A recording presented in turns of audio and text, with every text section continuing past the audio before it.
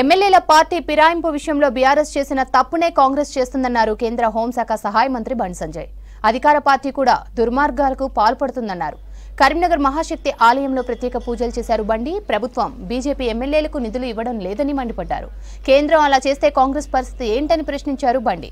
సింగరేణిలో 51% వాటా ఉన్న రాష్ట్రాన్ని కాదని 49% వాటా ఉన్న కేంద్రానికి ప్రైవేటీకరణ చేసే అధికారం ఉంటుందా అని ప్రశ్నించారు బండి సంజయ్. అన్ని పార్టీలు గతంలో బీఆర్ఎస్ చేసినప్పుడు కాంగ్రెస్ పార్టీ ఏం చేసింది? విమర్శించింది. ఇప్పుడు కాంగ్రెస్ పార్టీ గదే చేస్తున్నది. కానీ రాజకీయ పార్టీ నాయకుల లోపల మార్పు జరిగినప్పుడు ఇది ఏం చేయలేము. కాబట్టి గెలిపించిన ప్రజలు దాని గురించి ఆలోచించాలి.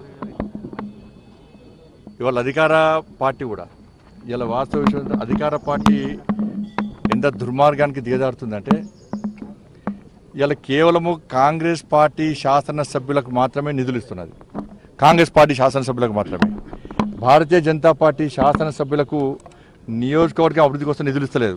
ఇదే వ్యవహార శైలి మాలో పడి ఉంటే కేంద్రం కూడా అదే విధంగా భారతీయ జనతా పార్టీ పాలిత రాష్ట్రాలకే నిధులు ఇస్తామంటే కాంగ్రెస్ పార్టీ ఏం సమాధానం చెప్తుంది?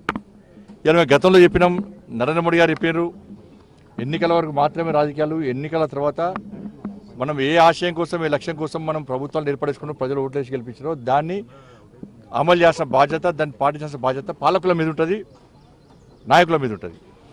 కానీ కాంగ్రెస్ పార్టీ తెలంగాణ రాష్ట్రంలో ఈ నిధులు లేకుంటే వాళ్ళందరూ వచ్చి కాంగ్రెస్ పార్టీలో చేరాలని చెప్పి ఒక ఆలోచనతో, దుర్మార్గపు ఆలోచనతో కాంగ్రెస్ పార్టీ వివరిస్తున్నది. నేను మళ్ళీ హెచ్చరిస్తున్నా, మీరు అదే విధంగా వివరిస్తే, మేము కూడా అదే విధంగా వివరిస్తే వాళ్ళ తెలంగాణ రాష్ట్రానికి నష్టం జరుగుతుంది. తెలంగాణ రాష్ట్ర ప్రజలకు అన్యాయం జరుగుతుంది. తెలంగాణ అభివృద్ధి కుంటుపడుతుంది. మేము తెలంగాణ రాష్ట్ర అభివృద్ధి కట్టుబడి ఉన్నాం. మేము ఇలా అనేక మంది మంత్రులు వచ్చి ఢిల్లీకి వచ్చి కేంద్ర మంత్రులు కలుస్తున్నప్పుడు పాజిటివ్గా స్పందిస్తూ ఉన్నారు. తప్పకుండా సహకరిస్తామంటున్నారు, సహకరిస్తున్నాం కూడా.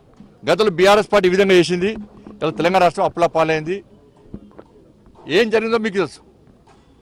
కానీ ఒక్కొక్క మంత్రి పోయి ఢిల్లీ పోయి శాలగొప్పి వినతి పత్రాలు ఇచ్చి మేము నిధులు తీసుకొచ్చుకుంటాం, ఇక వీటితో ఏం కాదు అనుకుంటే